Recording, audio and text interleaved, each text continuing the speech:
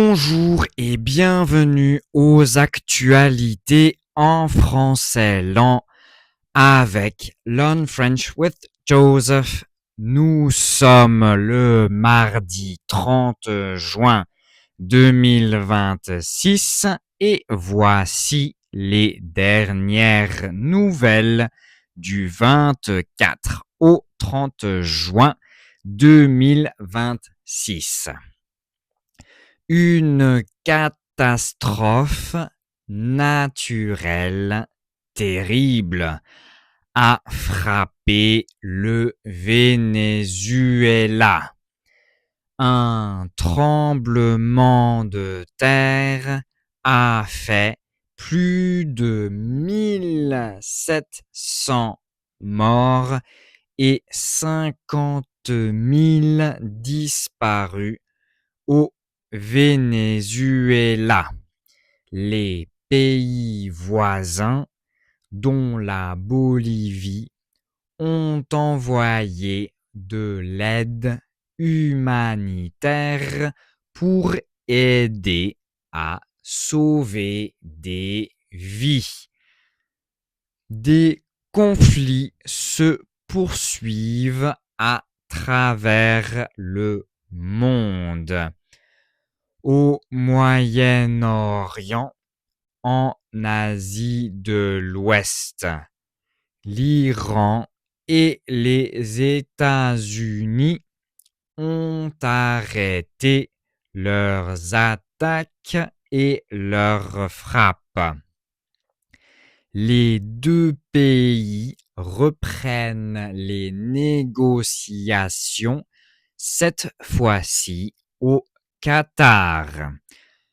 Entre l'État d'Israël et le Liban, les combats continuent malgré un accord de paix signé à New York aux États-Unis. L'accord ne prévoit pas la fin de l'occupation par les forces armées israéliennes. Au Burkina Faso, le pays rompt ses relations diplomatiques avec la France. Le gouvernement accuse notamment la République française d'ambition néocoloniale et de soutien au réseau djihadiste qui sème la terreur dans le pays et déstabilise toute la région du Sahel. À Cuba, l'Assemblée nationale cubaine lance de nouvelles réformes économiques sous la pression du blocus des États-Unis. Poursuivons avec le mondial de football 2026. L'équipe de France sort victorieuse de tous ses derniers matchs et joue ce soir contre l'équipe de Suède en huitième de finale.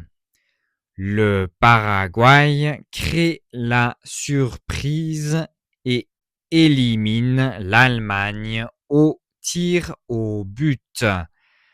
Le Brésil s'est imposé face au Japon et passe en huitième de finale.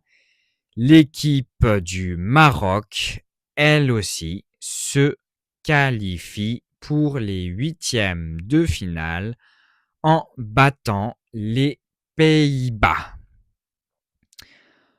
En France, aujourd'hui, l'Assemblée nationale approuve la proposition de loi créant un droit à l'aide à mourir. l'euthanasie. En France aussi, la canicule est interminable.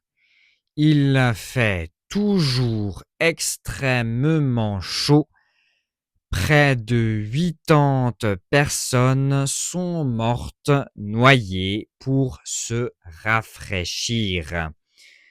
Dans l'affaire Liana, la police enquête sur le meurtre de la fille de 11 ans. Enfin, à Monaco, une explosion fait 3 blessés, dont 2 graves. Le parquet général a indiqué qu'il s'agissait probablement d'un attentat.